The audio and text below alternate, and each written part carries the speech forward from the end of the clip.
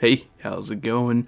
It's your man, Christopher the Rupel, and if you're hearing this, you're probably like, oh, wait, why is there a weird intro here? Well, before Drunken Book Club became what it is now, where we get drunk, talk about kids' books, and other such things, the original Drunken Book Club was this style and format, where I used to read, almost 5 books, 3 to 5 books in a month, and I wanted to talk about them, but I was very... shy. Didn't think I was smart enough to actually talk about these books without getting drunk first and having a jovial time about it. So this is where this incarnation of Drunken Book Club is. There's about a couple handful of these episodes. I think they're fun. I did not want to get rid of them when we became Drunken Book Club, originally speaking of which. So here it is. Enjoy, and these are the new socials, DBC_pod for the Twitter account, and our new Patreon is patreon.com/drunkenbookclub. Think about supporting us. It may improve further stuff, yada yada yada. Okay, bye.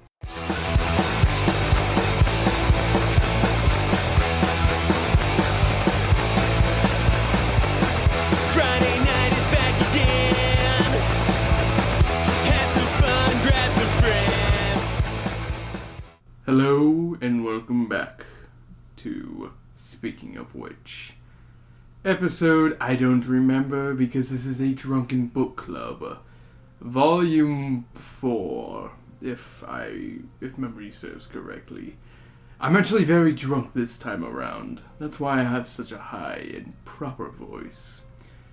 Now, before we start our Drunken Book Club, I will say what I pre-gamed on and what I'm currently drinking. I pre-gamed a little bit on a apple cider drink called a grasshopper. It is a fermented apple cider drink with lemongrass, and it was not one I really enjoyed. I only drank about maybe a quarter of it. It had It was a bit too sour for my taste. That lemongrass you could really taste in there, and it was just too much. Too much for Chris. Oh yeah, my name is Christopher the Rupel. Hey, welcome back to Drunken Book Club Volume 4. I pre-gamed with that, and I also pre-gamed with an actual drink that I finished, which was a Manhattan. I picked up a pre-made Manhattan mix that you just mix in with some whiskey, and it was a little too strong for my taste, so like Chris do, I added a little bit of the Mio, which, if you don't know what Mio is, it's the stuff you squirt in water to make it have a good flavor to it. I added the berry grape one to it, and it was still very strong. I may have added a little too much whiskey. I mean, I followed the instructions exact. It's literally 2 parts whiskey, 1 part Manhattan mix. It was not my thing. Maybe I could add more of the Manhattan mix. I don't know. Wasn't my thing. I drank it all, though. I'm feeling very tipsy because it was 2 shots of whiskey with only... Not really 2 shots. It was half a cup of whiskey and a quarter cup of the mix. That's what I used. Because it said 2 ounces to 1 ounce, and I was like, you know what, I'm going to double it just so it can be fit into a glass a little better. I drank it as fast as I could to get it over with, and it was very powerful. And now I am drinking I'm currently drinking my own concoction that I love to drink this is going to probably be the most common drink I have on Drunken Book Club. Is the Long Island iced tea kind of premix. I really like them. And this time I actually went out and actually got a Captain Morgan one. And this one really works well with the flavored drinks that I get. I like to mix them with a berry mix to kind of make a kind of flavored iced tea, which is kind of what I like, you know. And I mix it with the orange one, and boom, boom, you got that good stuff. It's pretty good. It's very good. So with that in motion, I did my pregame. I'm actually pretty drunk right now. If you can't tell from my voice, I'm very drunk. I am not sick. My voice is deepened because I am drunk, not because I am sick. If I were sick, I would not be drinking. I'm smarter than that. But for this week's Drunken Book Club, the books I read in order of not really appearance, but of when I finished them, are Michael Crichton's The Lost World, Junji Ito's story collection Frankenstein, that includes a couple of his stories, The Pride of Shandor by C.J. Sherry? I want to say her name's Sherry? Pierre Bouyer's Planet of the Apes. A comic book by the name of Transmetropolitan by Warren Ellis and drawn by Derek Robertson. The Amityville Horror by Jay Anson. The Amityville Horror, A True Story by Jay Anson. Like Anson. And finally, to wrap things up, it'll be The Flintstones by Mark Russell and drawn by Steve Puga? I can't pronounce your last name, I apologize, I didn't look it up. So, we will start from the beginning, and y'all might be very surprised to find out I actually started taking notes on these. Hold on one second.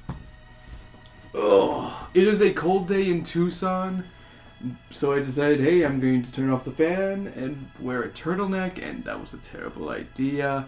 Turtlenecks are for people, so people can know out there, are shirts you wear so people know you have a neck. I have a neck, folks. It's true. I'm not Steven of Steven Universe.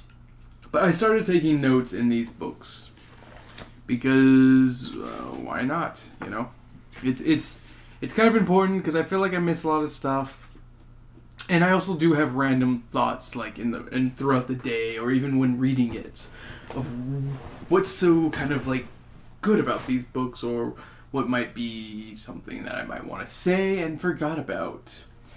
And for Michael Crichton's The Lost World, I'm just going to say it up front. Jurassic Park is one of my favorite books, and this is the first time I've ever actually read The Lost World. But the thing with this is, I've owned this copy of The Lost World.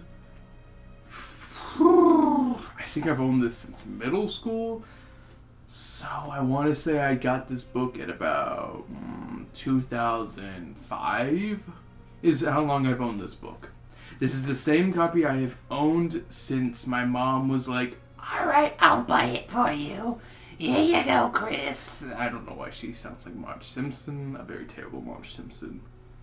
But yeah, this is my first time actually reading The Lost World. I've read the Jurassic Park at least 2, maybe 3 times? No, I've only read it 2 times. I started reading it in middle school, never finished it. I finished it in high school, really liked it. And I finished reading it again just this year, actually, as a second time read. This was when I was kind of getting back into reading again. But it was literally months before I started Drunken Book Club. But I digress. The Lost World is... It's pretty good. Yeah, I'm going to drop the accent now. I'm not that drunk anymore. I'm actually pretty drunk, so it's kind of hard to keep it up while talking. But The Lost World is a sequel book that... I'm going to look at my notes real quick, and it just... The first thing I said is The Lost World is a popcorn novel. Not much substance, but damn, is it entertaining. It's really freaking fun. Like, I don't know why, but Michael Crichton has a way with building a really good story and making characters very fun to read, while also just being just a fun read in general. Like, I don't know. I've read only 2 of his other books. Yeah, I've only read Congo and Jurassic Park. And I want to read more of his books. I actually do have kind of a couple of them like stored away of just like, oh, maybe I'll read this, maybe I won't, who knows.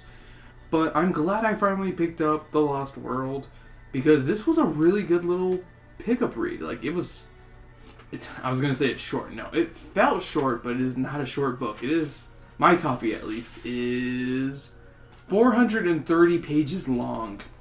This, ladies and gentlemen, means this is the longest book, as far as I can think of, This is the longest book I've ever read in my life.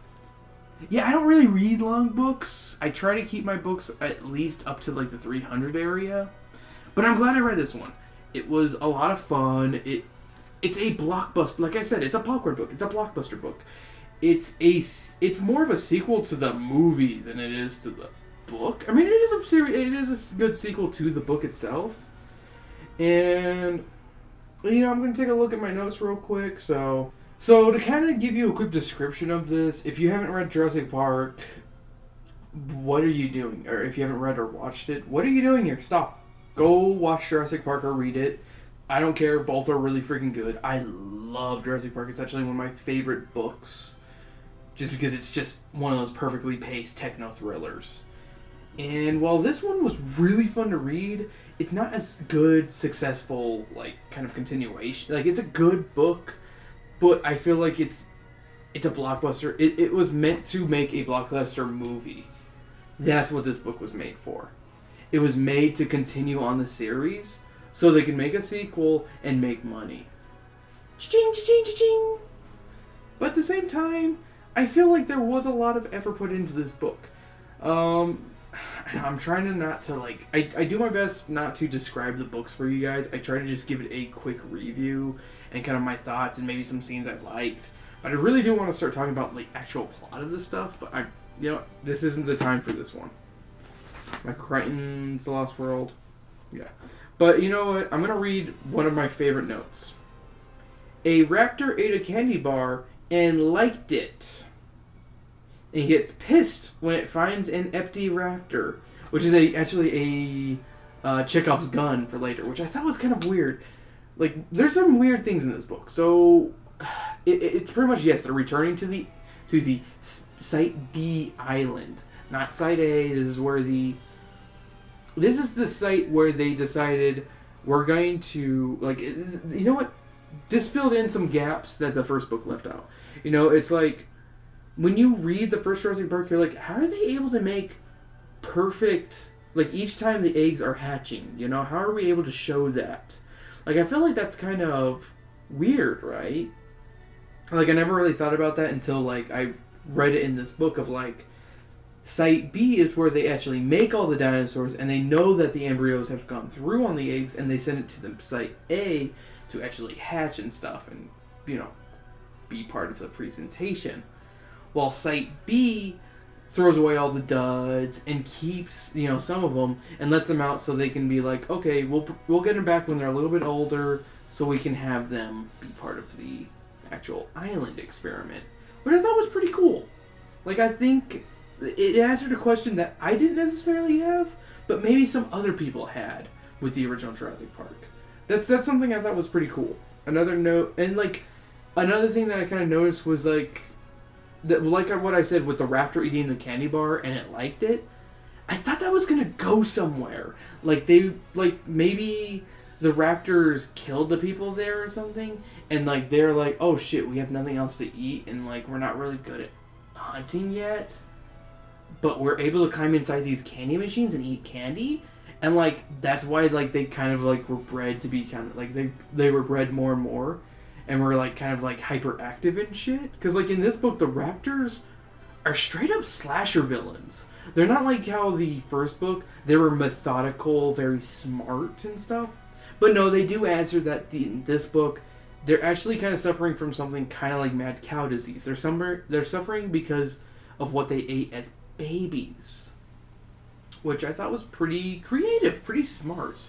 Like, that's the thing with Michael Crichton books. He does his work with science fiction, and I think that's pretty freaking cool.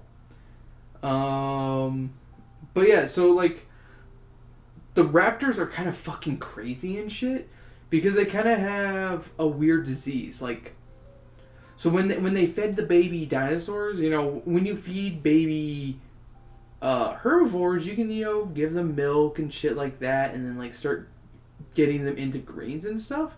But with the carnivores, they gave them milk and shit, but then they were like, okay, let's give them some meat, start getting them used to stuff. And, normally in a zoo environment, you give animals chicken, very chicken that's been not used, but it's like it's got antibiotics and shit, so it's not infected with shit and doesn't get the animal sick. You know, that and like cows, but mostly chicken. Well, in this one, they gave the animals sheep, and unfortunately, sheep do carry a certain like kind of like a mad cow like disease that can affect its host, the animals that are eating it. And that's what's happening with the poor velociraptors. They're literally going mad cow crazy and shit and infecting other animals. So that's kind of a cool little thing. So, you know, it also kind of just proves Ian, because Ian Malcolm is back, even though he died in the first book. He didn't actually die, apparently. That his chaos theory is kind of like, well, chaos happened. Uh-oh, chaos. Uh-oh, all chaos berries.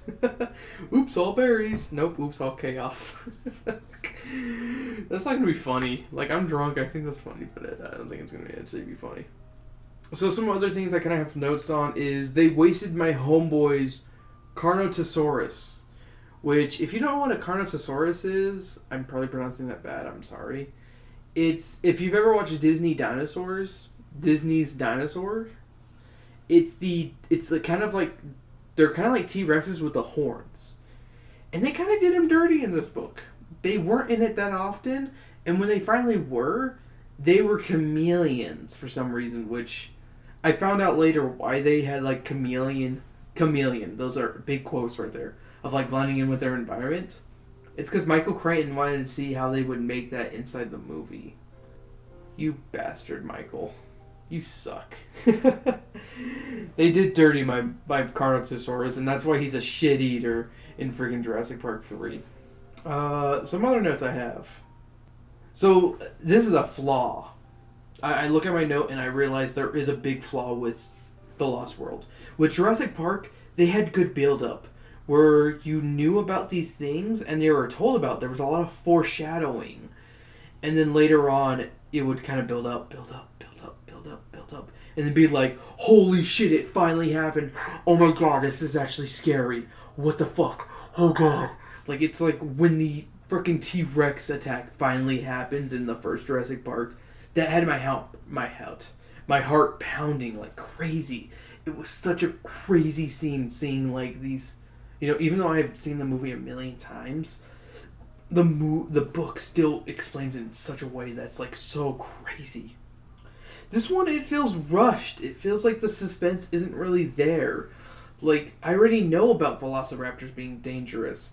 Maybe if they had, like, built up on the idea of, you know, maybe they, like with the Carnotaurus, there are dinosaurs out there that we can't see because they might be camouflaged, or even be like how, I don't know how they would do it, but be like, you know, there's, you know, maybe even start off with Malcolm being like, you know, fucking moths, they developed, you know, camouflage over time. This proves chaos theory. I don't fucking know. But something like that to kind of further the idea, you know, and make us be like, oh my god, they were foreshadowing that later. And be like, my heart is pounding from fear, you know. Holy shit, that's scary. You know, instead of being like, oh, it happened. Oh no, that character died. I feel sad now. I'm not really scared, but I am definitely sad. Yeah. That's one of the things that really felt it lacked in this book. Something else I will compliment about this book is, you know, one of the, not even the first pages, but like even before the book starts, there's actually a map of where everything happens. Like, legit. Like, I have a paperback cover of it. If you own, like, the hardback, you probably have a bigger picture of it. But there's actually a nice map that you can kind of go back to and be like, oh, that's where the T-Rex nest is. And, oh, that's where everything is. I gotta give them credit where credit is due. That's pretty fucking cool. That Michael Crichton would even include that. I remember when I opened the book, I was like, oh, there's a map, that's cool, and just skipping through it. I actually had to go back, and when I read A couple Snopes, not Snopes, TV tropes is one of my favorite things to kind of go, like, after I finish reading a book, I'll go to TV tropes so I can, like, maybe if I miss something, I missed something. That was one of the things they did point out was that, that there was the map and it actually showed you where everything was, and I was like, I actually had to look closer and was like, oh, that's where the caves are. That's where Dodgson lands. Dodgson lands and stuff. That was one of the cooler parts of this book. One of those cool little things I can be like, that's pretty neat. And my final note is the ending felt rushed. I'm going to say this up front. Like, legit. The last 30 pages are how the book ends. There's no... Like, I feel like they did good. There's no, like, oh, they got back to land and something, happened or anything. Or even like oh, yeah, they're out of danger, but, oh no, something else happened. It feels very rushed and very bland. It feels unfulfilled is almost the way I would put it. Is that the last couple chapters feel dull, feel boring. There's no risk. There's no... I don't know, there's just nothing to it. It makes me a little sad, yeah. But at the same time, I will still admit that I really like this book. I'm going to start, this is going to be something I'm going to start with this Drunken Book Club, is I'm going to start rating these books on a scale of 1 to 5. 1 being absolute garbage and can't finish, and 5 being Jurassic Park. It is like my top tier. The Lost World, where it had some good moments in there, it had very methodical things put in, and it's good science fiction. I won't lie. I really like Jurassic World, or The Lost World. I'm going to give this one a 4 out of 5. If you're a fan of Jurassic Park, pick it up if you've never picked it up, and were kind of like scared to pick it up because you were like, oh, the movie Lost World sucked. This one's actually a lot of fun. It does take a while to get to the dinosaurs like the first book, which... if you like that, that's just right for you. It is action-packed, it is fast and gripping, but at the same time, I feel like it's kind of lackluster, though. I do have my complaints that the ending is rushed, and that there's no build-up to the actual scary parts. Because the first Jurassic Park was a thriller. This one's more of a science fiction book, if that makes sense. Like, yes, there's some scary moments in there, but there's nothing making me go, oh my god, I can't believe that happened. So that's why it kind of gets that 4 out of 5. It lacks that je ne sais quoi, I do not know. It lacks that kind of scariness, if you would. But it's still a really good book, and if you like Jurassic Park, I recommend picking it up. Oh, you know what? I also started doing this because, like, in the first Drunken Book Club, I kind of talked about, like, I would start making a tally of what books had vomiting, pissing, and shitting. This book has all 4 and then some. There is puke. You don't see it happen, but it is insinuated that one of the characters does puke. There's piss and shit in a single scene where parasaurs have a latrine that they, let everything out. And then the other is T-Rex anal musk. That's white and gross and disgusting. I'm going to be truthful. This is the only book out of all of them that I think had that. So let us continue. We're going to continue to the next book I read this month. Is Junji Ito's story collection, Frankenstein and Other Collected Stories. If you've never read a Junji Ito book, what are you doing here? Stop, drop, and roll. Junji Ito is a horror manga artist from Japan.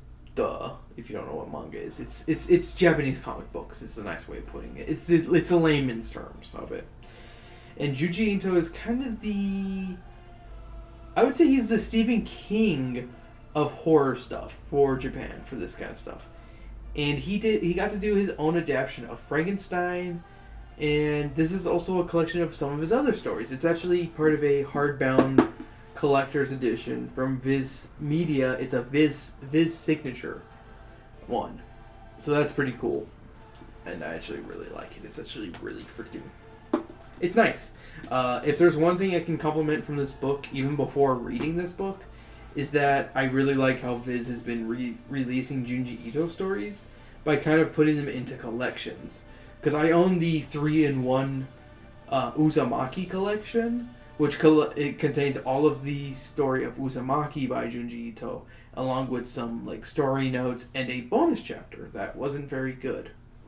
But Frankenstein, I'm going to kind of rush this one through just because there's some good moments and stuff like that, but I kind of want to just talk about each story. It's going to be, with this one, it's more based off of the short stories that are inside here.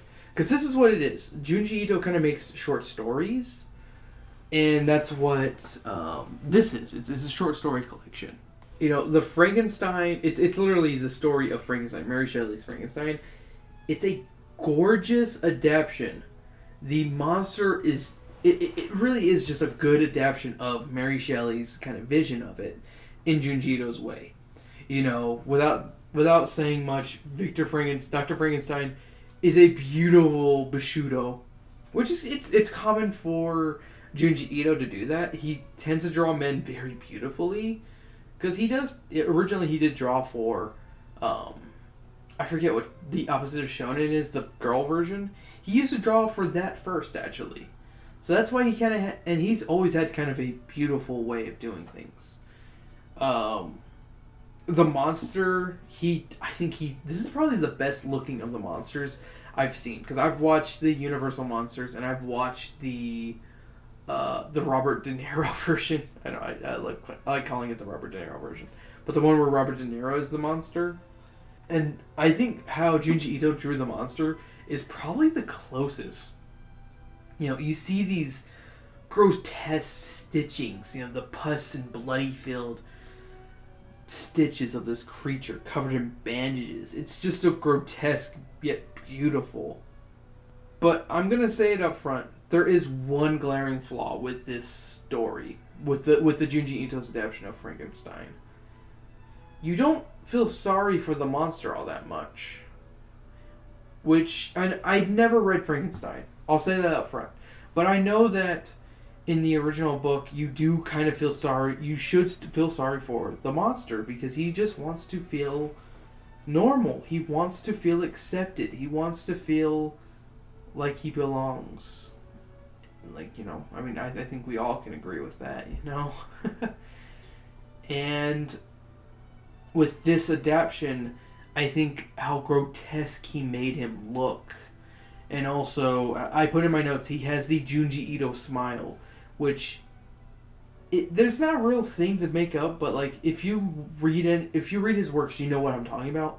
But he tends to, like, if he wants to make a character a little extra creepy, he'll give them this like very toothy, very frightening smile that's like almost Cheshire Cat like, but is horrifying. And like because he's so grotesque, I can't feel sorry for him. Like, he's so... maybe I'm just missing the point, you know? Maybe even through and through, he does want to be human, but he just can't be because he is a monster. He is a creature created by man. He's something that God didn't create and that man created, and man can create only one thing: destruction and not beauty. You can quote me on that one right there. Drunken Book Club. Man can only create destruction, not beauty. So I'm going to kind of just say that the Frankenstein adaptation is gorgeous and it's really freaking good. And then there's a lot of other short stories, which I'm going to just give a quick description of. Almost all of them are from a kind of they're kind of a collection of a Oshikiri series is what I called it. I don't know if it has a specific name, but it's based around a boy and kind of multiple different parallel universes and stuff like that. I'll just leave it at that. I do recommend the Oshikiri series that's in Frankenstein. It's really freaking brutal. But the first one is called Neck Spectre. I'm just gonna say what my notes say because I don't want to give away anything. Because that's the thing with Junji Ito stories, they're very Twilight Zone-y. If you give away the ending, you ruin the story. So I'm going to just say what I feel about them. So the next Spectre, a weird Japanese-like retelling of a Telltale Heart. It's kind of a stretch. ... That's a pun related to it. Wink, wink, wink. Bog of Living Spirits. It's an interesting ghost story. Nothing too scary. Nice when I can't fucking read my own handwriting. I'm fucking awful. I'm sorry. Pen Pal. It's a trippy mind screw story. There aren't any death scenes. Or wait, what? Oh, great death scene. Yet very anticlimactic. Intruder is the next story. Creepy anticlimactic ending. Alternate dimensional fun. The Strange Tale of Oshikiri. And this one is the one that kind of like tells what the fuck is going on with Oshikiri.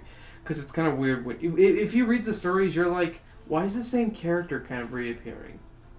Good body horror. Good flow. Near perfect Oshikiri story. The Walls. Good and creepy. Good and creepy twist ending. And that's all of the Oshikiri stories. If I have to say anything, it revolves around a boy, and there's just different stories that kind of revolve around him. It's almost like PG-13 Goosebumps, I would say. Let's leave it at that. And like it revolves around the same kid, yet different dimensions. That's the cool part. So then there's 2 more horror stories. Or actually, there's 1 more horror story. Oh no, there's 2 more horror stories, and then 2 more non-horror stories. The Hell of the Doll Funeral. Let me repeat that. The Hell of the Doll Funeral. Creepy ending. Kind of creepy. I can't read that. I need to write slowly and more fucking pronounced. Face firmly in place. Good down-to-earth horror. I'll say that one up front. That one was actually really scary in a real-life sense, where everything else is more like supernatural and like ghost story-like. That one was really good. And then the Nan stories. Nan is a dog that his mother had. Those ones are fucking cute and worth the purchase of this book. 5 out of 5. Oh, so cute. But no. If I really had to say it for the Junji Ito Frankenstein story collection, I'd say it's worth a purchase. If you like horror, if you're trying to get more into Junji Ito and you don't know where to go after wherever you've written, definitely recommend it. You know, I would actually say purchase one of his other works and then see if you like it. If you like it, then pick it up. 4 out of 5. I'm just going to leave it at that. I'm going to drink some water because my voice is a little cracky. I'm going to try not to focus on my notes too much. I meant to read those beforehand, but I didn't think about that. And now I'm kind of like in a weird position about it. So the next book is The Pride of Shandur. It is a sci-fi novel. It's a high sci-fi. I don't know if that's the proper term for it, but it's a high sci-fi. So they kind of almost speak like. I'm just gonna say it up front. I didn't finish this book. I had a hard time reading it. It was just. I'm gonna read what my note says. I'm not a fan of high fantasy, high sci-fi writing. What I mean by that is that the writing is kind of different. It's kind of more. It's not what you would read in a normal book. It's kind of like a lot of thous and them, or it's kind of speaking in their own articulate language. You know, and the thing is, maybe it's because this kind of writing goes over my head.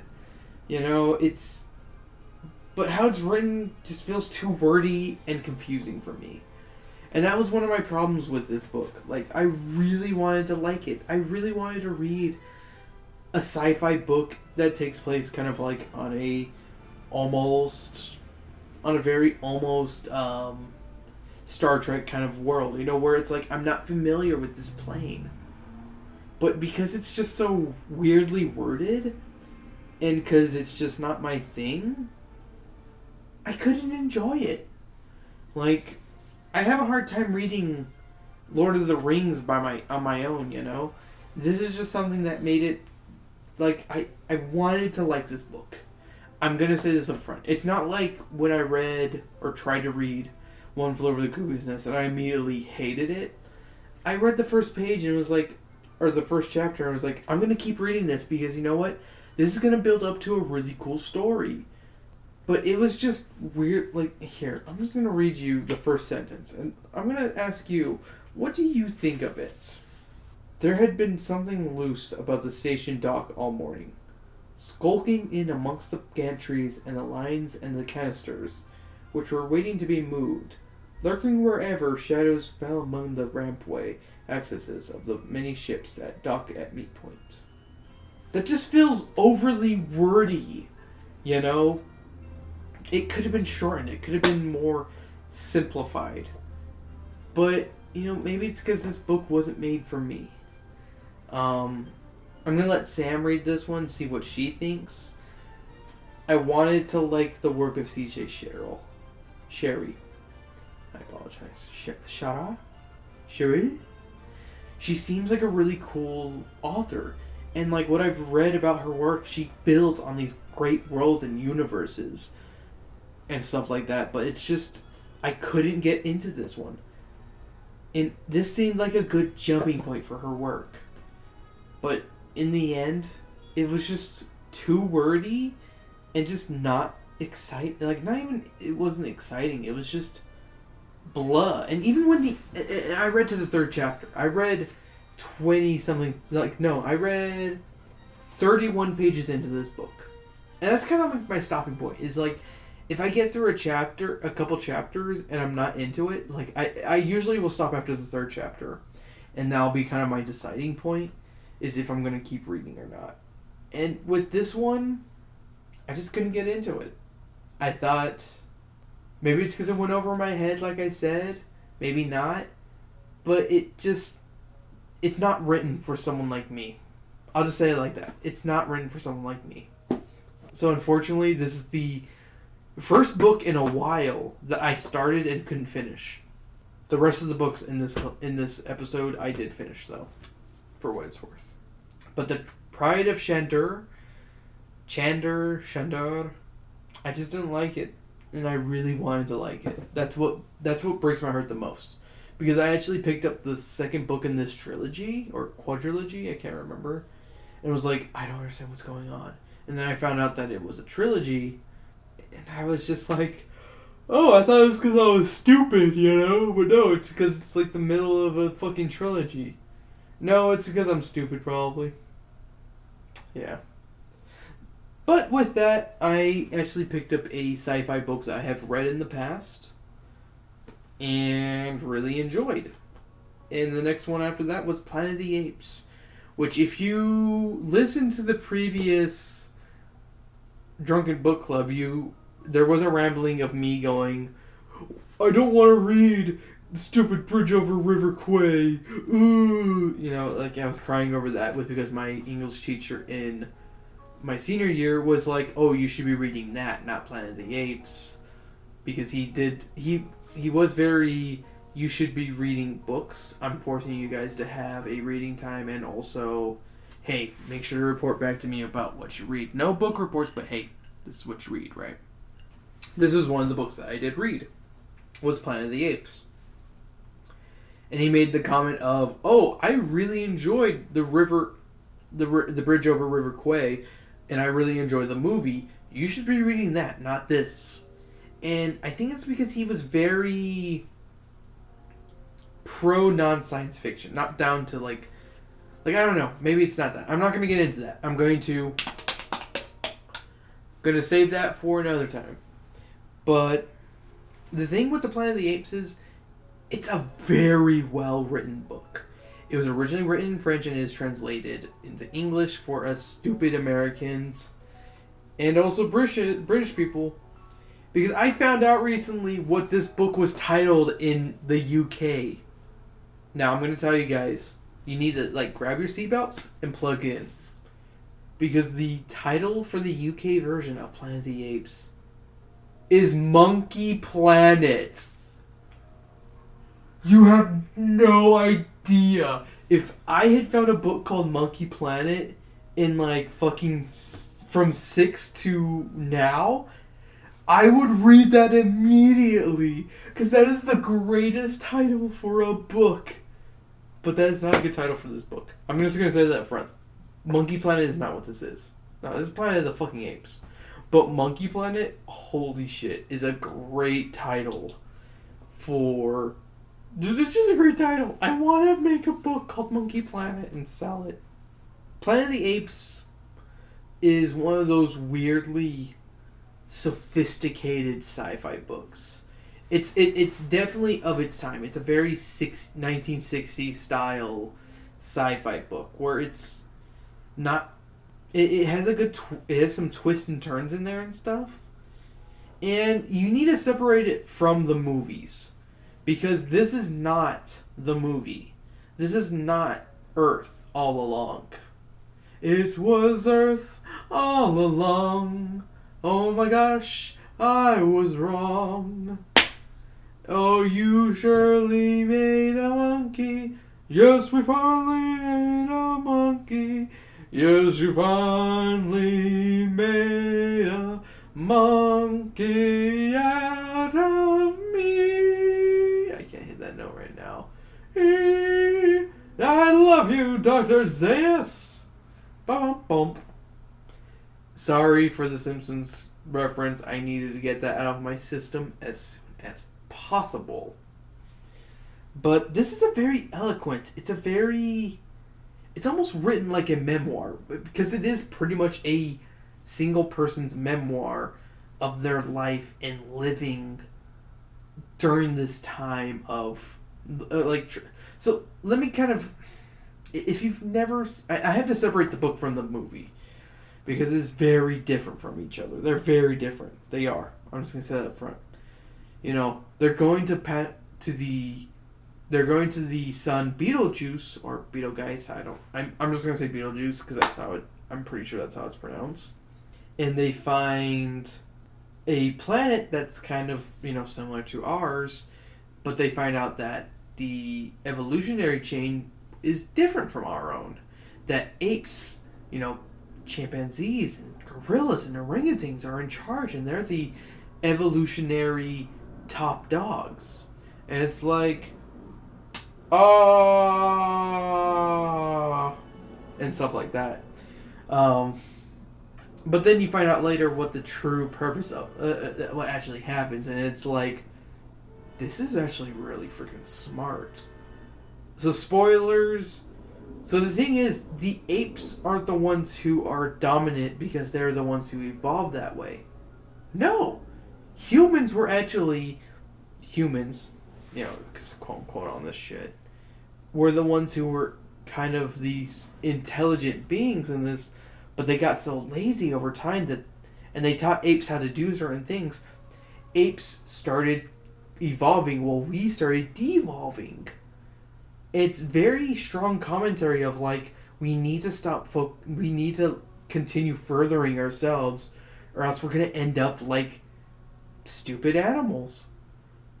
And I don't know if that's kind of the point of this, is that like that's what's going on with this. But the message of this is like, stop acting stupid, stop letting technology be like, or stop, you have to keep continuing technology. You can't let it stagnate us. It's almost like a Wall-E story of like, we can't let us get comfortable. We need to be furthering ourselves as human beings. We need to stop killing and doing, I was going to say killing the planet. Well, we need to stop doing that, yes. But we need to stop being lazy and having others do our work. At this point in our evolutionary chain, I would say that we're having robots do a lot of our mundane work, and they might start getting, some form of artificial intelligence and start growing above us. I'm just going to say that up front. I think this book is very smart in that way that... I don't even know, really. I'm going to say it like this. That this book is very smart, but it might be too smart for its own good. That's just me, though. Like, it's saying... Like, I think he didn't think ahead of the whole robots are going to replace it. It's like, no, we're going to train monkeys and apes to do our jobs. But then they're going to get smarter than us. And you know what? We're kind of at that point where we're having robots do a lot of our mundane work and stuff. That we're not furthering ourselves in any shape or form. And that's really deep coming from like a book from the fucking 60s, you know? Of like, oh, we're gonna train monkeys to fucking do this shit, you know? Like, it's definitely a social satire of that kind of idea. And I think he really knew what he was talking about. Like, it's weird to say that he knew what he was talking about. He just had it wrong. That it would be technology that would ruin us more than, us training apes. I don't know. I recommend this one. This is actually going to be a top tier 5 out of 5 for me. That is a must read. You must read this book. Like, it's got some funny moments in there, but at the same time, it's a very smart and very well written book. It's very eloquent with the way it's written. It's almost like a memoir. It's written like a memoir, which, technically is. And, hell, even if you're just a fan of the Planet of the Apes, read where it kind of started, It's different from what it became, yes, but it's still really freaking good. Like, I don't know.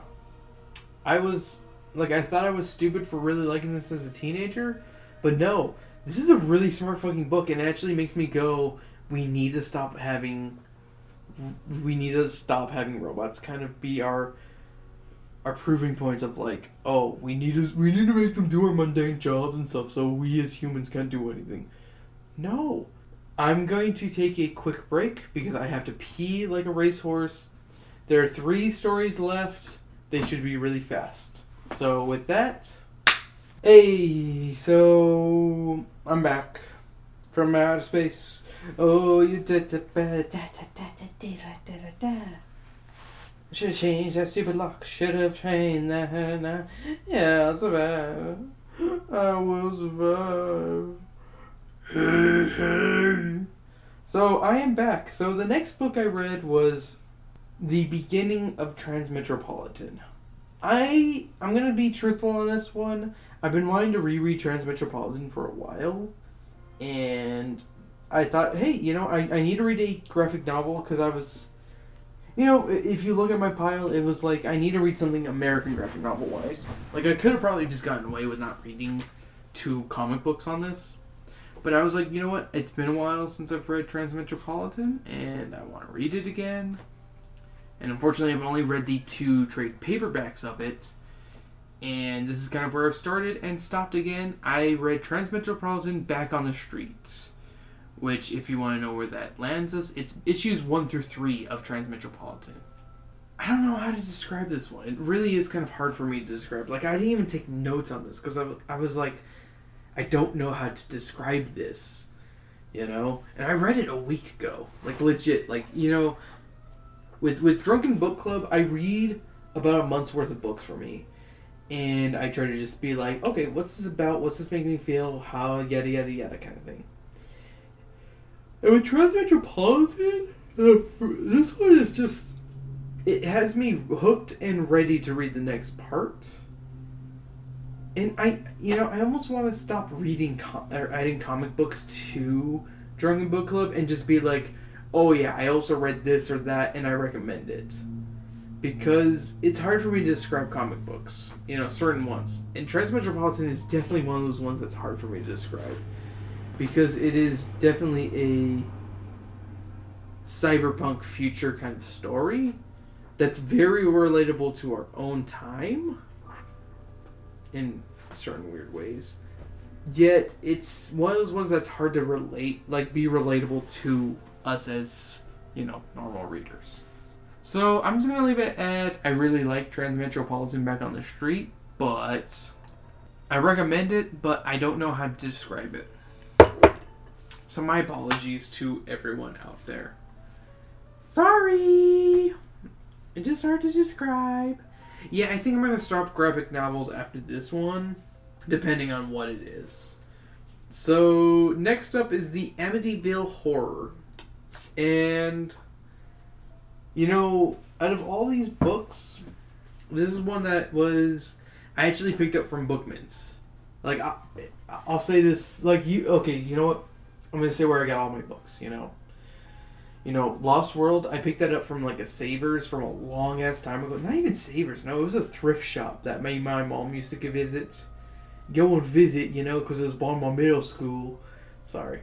And I was like, you know what, Mom, my mama picked, can I buy this book? And my mom would always buy me books no matter what kind of thing. With Frankenstein, I bought that off of Amazon. With the Planet of the Apes, I picked that off of eBay. I don't remember the specific buyer. But Amityville Horror, I actually got from Bookman's, which I've said before is a local Tucsonan, actually technically Arizonan, used bookstore / kind of thrift shop. And I remember picking this one up because, like, whenever we go to Bookman's, me and Sam, shout out to Berserker Rose, Sam, we go to Bookman's not super often, but every now and then. And I have my usual spots. You know, I look through the horror section and then the sci-fi fantasy section and see if anything catches my eyes. And if they do, they do. If they don't, they don't. And then I also go to this is one of the few times I actually go to the nonfiction section, because I like to look at the paranormal / folklore and that kind of area section. And this one was in there. And I was like, oh, I've kind of always wanted to read the Amityville Horror more out of curiosity than anything, because I've actually never seen any of the Amityville Horror movies. So this is going to be one of those few times I've never seen the movie and wanted to read the book first kind of thing. Like, I don't do that normally. Like, in the upcoming month, I probably will, but this is one of those ones where I was like, I've never read the book, but the story of Amityville had me interested. And I listened to the last podcast on the left, and I'm pretty sure they did actually do a episode on Amityville Horror of how it was bullshit. And after reading the book, I can firmly say, of my own opinion, they're totally fucking right. They made this shit up so fucking much.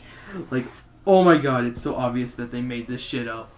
Like, or the guy who wrote this made this shit up.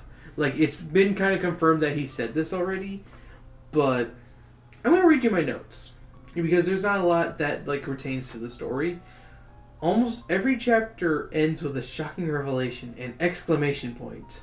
That's one of those things that I've noticed in this book, is that, here, I'm going to go to an end of a chapter. So, end of chapter 8. George bent down. He heard slow canine snoring. It was only 6 a.m, and Harry was fast asleep! Exclamation point. Out of context, that makes no fucking sense. In context, it makes sense. But at the same time, it's like, almost every fucking chapter ends with a cliffhanger kind of, ooh, what's gonna happen next? And reminds me a lot of the writing of R.L. Stine. And I think that's why I really, really enjoyed this book up to a point. Like, there's a lot of overdramaticness. And I love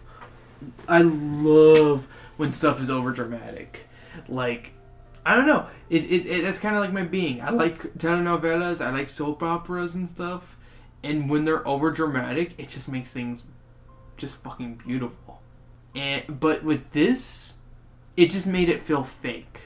And I think there's another note of, you know, there's one thing that I noticed, that this isn't even part of my notes, or I did write this as a note, but this is kind of one of the things, is that there's a lot of them, like the main man and woman, the Lutzes, They were like, I don't know, I finished reading this yesterday. I don't even remember their names. That's how much I don't fucking care. George Lutz and I don't remember the woman. They're both like, I didn't want to tell them about it. Oh, I thought it was silly, so I wouldn't tell them about it. Like, that's used a lot in this. It makes you go, like, if I was someone who was like, if I read this in middle school, I would have been like, oh, this proves ghosts and poltergeists and demons are real. I'm fucking scared. I'm a fucking Christian baby, crybaby now again. But reading this as an adult with a very, I think I'm using the word for this, scrumptious mind. That's definitely wrong. It's very wrong. But with a very open mind to stuff, you know, I'm very open minded to like paranormal stuff. But when I read the Amityville Horror, this felt like a fiction book. This felt like something like hell. I'm just gonna read the back of the book, one of the blurbs, because for what it's worth, this is actually a second printing edition. So that means there's not a lot of changes from this to the next book, which happens between Amityville Horrors. That's weird. Maybe it's because it's fucking fiction. Their fantastic story, never before disclosed in full detail, makes for an unforgettable book with all the shocks and gripping suspense of The Exorcist, The Omen, or Rosemary's Baby. But with one vital difference. The story is true. That's fucking bullshit. This is fucking bullshit. Like, I'll believe for a little bit that some of this did happen, but this full book did not fucking happen to these people. And they've admitted over time that no, not all of this fucking happened. And it's really fucking obvious if you know how to, like, if you can read between the lines and be like, this is written for entertainment's sake more than actual truthful sake. You know? And that's one of the biggest flaws.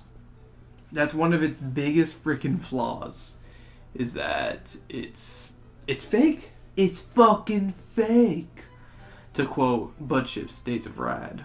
I don't know if I can really recommend the Amityville Horror.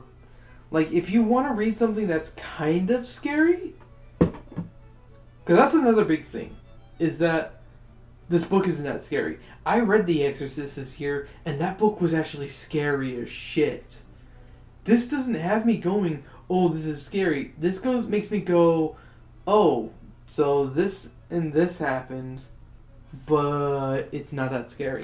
It's not a scary book. Like, maybe if you're a fucking middle schooler or a high schooler who's very superstitious, this might be the book for you. But as an adult who is, you know, I'm very open-minded to these kind of things, but at the same time, I'm very knowledgeable of how these things kind of happen nowadays. Thanks to, you know, stuff like Last Podcast on the Left and Lore, you know. Check out both those podcasts. They're both fucking awesome. But when I read this one, I was like, this feels fake because they say this so often. Because of the term, I didn't tell them, or I didn't mean to mention it, or I should have mentioned it but I forgot. That ruins any plausibility that this is a true story. That ruins so much. And then, like, if you actually read on about the history of the Amityville Horror and how they're like, oh, you know, we made it up so we can make money and stuff. And even, hell, they even admit they're kind of broke throughout this of like, oh, we fucked up and bought this fucking house. Oh shit, how are we gonna fucking pay for this? You kind of go about it and be like, yeah, they did this on purpose to make money. It's just pathetic. It's pathetic how they make you try to think, this really happened, guys. Oh, da da da. Amityville Horror gets a 2 out of 5 in my opinion. It's just not scary. It's not... It tries too hard to think that it's real when it's not. And that's the biggest problem with the Amityville Horror. I actually do plan on reading the Amityville Horror Conspiracy. It is on my to-read list.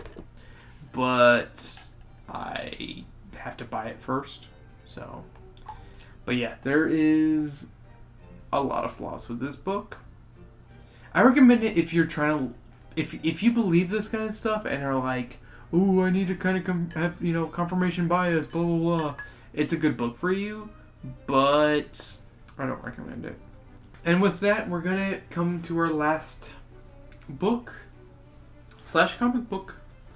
The Flintstones. If in the last couple years, like starting back in 2016, DC Comics started to do a kind of a weird run of Hanna-Barbera, but more serious. So they did the Flintstones, they did Wacky Races, they did a Scooby-Doo, and they're more for adults, for a more like mature audience. Not even adult audience, I would say mature audience. And I've read the Flintstones comic before this.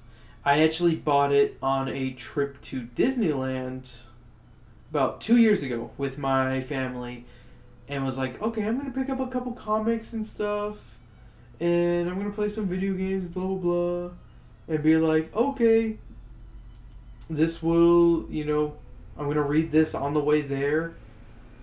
I read the Flintstones, and I picked up 2 different comics. I picked up a couple different comics. I picked up Arlstein's Man Thing, because I was like, I might as well try this out. I picked up Scooby-Doo Apocalypse, or whatever it's fucking called. And then I picked up the Flintstones. And I think the Flintstones was the one I read last, which I kind of regret, because it was probably the best one out of the bunch. Holy... No, it wasn't. No, Scooby-Doo Apocalypse was the one that I read last, I think. But no, I read this and was like, holy crap, this is really freaking good. So this is kind of my rereading of it after, it's been 2 years. It's literally been 2 years, over 2 years since I last read this. Because I read it in the year of 2017 in October, and is now, as of recording this, the date, just to date this, is November 21st. It's Thursday the 21st of November. And rereading this is still really good. This is still really freaking funny. It still holds up, like, uncontrollably well. And I'm just going to talk about each issue individually, because that's the kind of thing with this. There's no continuing story, It's one issue is a complete story. It's an episode of the Flintstones. Duh. So, with that, let's start with issue number 1, A Clean Slate. So, issue 1 is called A Clean Slate, like I said before. And what it is, it's a good intro to the series itself. It's a good pilot episode, if you would. And it's literally Fred... I'm just going to assume everyone knows about the Flintstones. If you don't know what the Flintstones are, pick up a fucking remote and go watch it. It's alright. Go watch the movie. I don't fucking care. Just know what the basic plot of what the Flintstones are. They're a modern Stone Age family.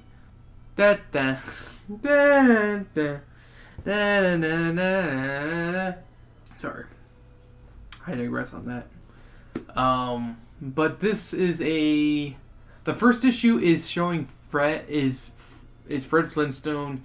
He is told by his boss to introduce these Neanderthals to kind of the simulation life of what bedrock is like, and kind of shows us what bedrock is like. We see that Fred takes him to his his veterans meeting, which comes back. It's kind of almost foreshadowing to a future issue of, like, they kind of had a shitty life beforehand, They kind of fucked themselves over. And then you have him taking them to a MMA style fighting, like, match, fight match.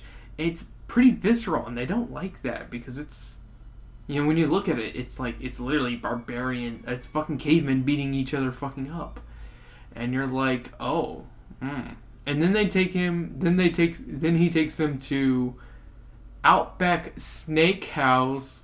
And they kind of are like, oh, okay, whatever. They're very whatever of the whole situation, And then Mr. Slade invites them to a party and ends up killing one of them.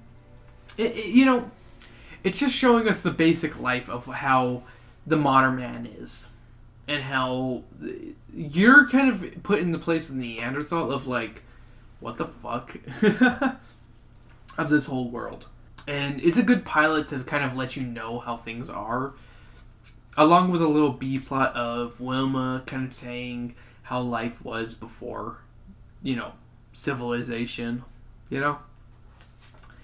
Issue number 2 is called Buyer Beware. It is a beautifully well-told cautionary tale of consumerism and capitalism, of just buying crap that you don't need, but you want to make sure everyone in your family is happy and loving you.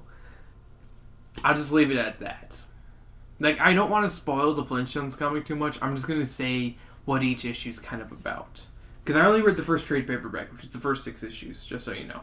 Sorry if I didn't mention that before. And also there's a little side plot of, like, religion being made up. Gotta love it. Issue number 3 is called A Space Oddity. It's kind of a commentary on how we treat veterans and also how shitty spring breakers are. It's kind of a cross plot of that one. It's very, like, that's the thing with this, is that it's very poking you in the wound of like, oh, you get it, don't ya? Then episode number 4 is Domestication, which is a commentary on marriage, and it's definitely a very different commentary that you would expect, but it's deep and it's beautiful.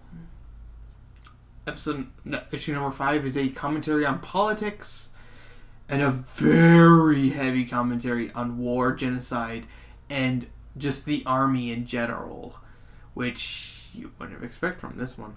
And issue number 6 we can just skip talking about because it's my least favorite one. With that, I would definitely give a strong recommendation to the Flintstones comic book from DC Comics. It's really it's actually pretty mature for its own good. It's very smart. And yeah, thank you for joining me this month. Yes, this month on Drunken Book Club. I know sometimes I start off really strong and then I go kind of weak. I'm going to start only including just regular books I read, so the episodes can be more based on the books than the comics, and then I get kind of confused on what to talk about with them. And also so I can, so I don't shorten myself and be like, oh, I talked about this for so long, I need to stop talking about this. I'm going to try to just focus on the books. So from this point on, it's probably going to only be maybe 2 to 3 books, 2 maybe 4 books a month. But we'll see about that. I'm your host, Christopher the Rupel. Follow me at SOW_podcast. That's the podcast's main Twitter feed, which you should be following because it is fucking good. And follow me, myself, my personal accounts at _Rupel and for Twitter and Instagram. And for everyone else who's on the podcast, for Sam, if you want the local bisexual woman, fat woman thing, at Berserker Rose. If you want the native people and handicap perspective, follow at Forced Left Hander on Twitter, Instagram, and also YouTube. And then we have Voice of J-Rod on Twitter and Instagram, and Voice of JVRO LinkedIn. Go follow his LinkedIn. You heard me. Yeah, follow that LinkedIn. I'm really sorry, Juan. I fucked that up. I'm so sorry.